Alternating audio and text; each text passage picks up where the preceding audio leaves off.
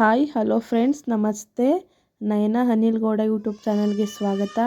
ನಾನು ಇವತ್ತು ನಿಮಗೆ ಇನ್ನೊಂದು ರೆಸಿಪಿ ಜೊತೆಯಲ್ಲೇ ಬಂದಿದ್ದೀನಿ. ಅದು ಏನಪ್ಪ ಅಂದರೆ ಹೂಕೋಸಿನ ಪಲ್ಯ.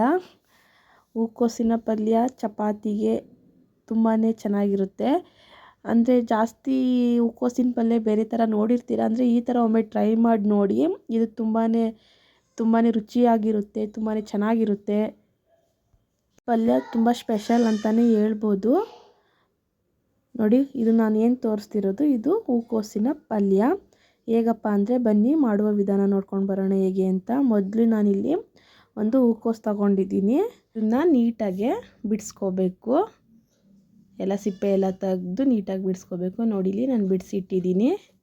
ಈ ಥರ ಬಿಡಿಸ್ಕೊಂಡು ಒಂದು ಪಾನ್ ಇಟ್ಟು ಪಾನ್ಗೆ ಸ್ವಲ್ಪ ನೀರು ಹಾಕಿ ಚೆನ್ನಾಗಿ ಮಳ್ಳದ ಮೇಲೆ ಈ ಹೂಕೋಸು ಏನಿರುತ್ತೆ ಅದನ್ನು ಹಾಕ್ಬಿಟ್ಟು ತೆಗಿಬೇಕು. ಏನಕ್ಕೆ ಅಂದರೆ ಇನ್ನು ಹುಳ ಇದ್ದರೆ ಕ್ಲೀನ್ ಆಗುತ್ತೆ ಅಂತ ಅಷ್ಟೇ. ನೆಕ್ಸ್ಟ್ ಒಂದು ಪಾನ್ ಇಟ್ಟು ಪಾನ್ ಕಾದ ನಂತರ ಆಯಲ್ ಹಾಕಿ ಈರುಳ್ಳಿ ಹಾಕ್ಕೋಬೇಕು. ಈರುಳ್ಳಿ ಫ್ರೈ ಆದಮೇಲೆ ಏನು ಕ್ಲೀನ್ ಮಾಡ್ಕೊಂಡಿರ್ತೀವಿ ಹೂಕೋಸು ಅದು ಹಾಕ್ಬಿಟ್ಟು ಚೆನ್ನಾಗಿ ಫ್ರೈ ಮಾಡ್ಕೋಬೇಕು. ಜೊತೆಗೆ ಆಲೂಗೆಡ್ಡೆ ಸೇರಿಸ್ಕೊಂಡು ಫ್ರೈ ಮಾಡ್ಕೋಬೇಕು. ಆಲೂಗೆಡ್ಡೆ ಸೇರಿಸ್ತಿದ್ದೀನಿ ನೋಡಿ.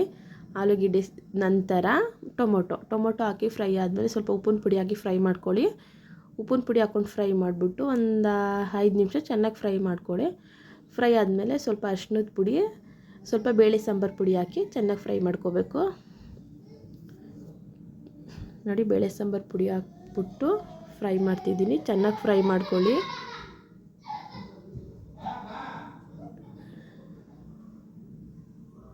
ಚೆನ್ನಾಗಿ ಮಿಕ್ಸ್ ಮಾಡ್ಕೋಬೇಕು. ಎಲ್ಲ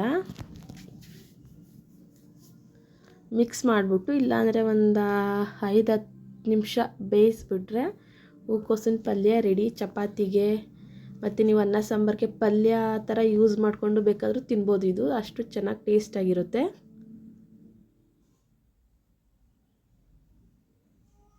ನೋಡಿ, ಚೆನ್ನಾಗಿ ಬೆಂದಿದೆ. ಹೂಕೋಸಿನ ಪಲ್ಯ ರೆಡಿ.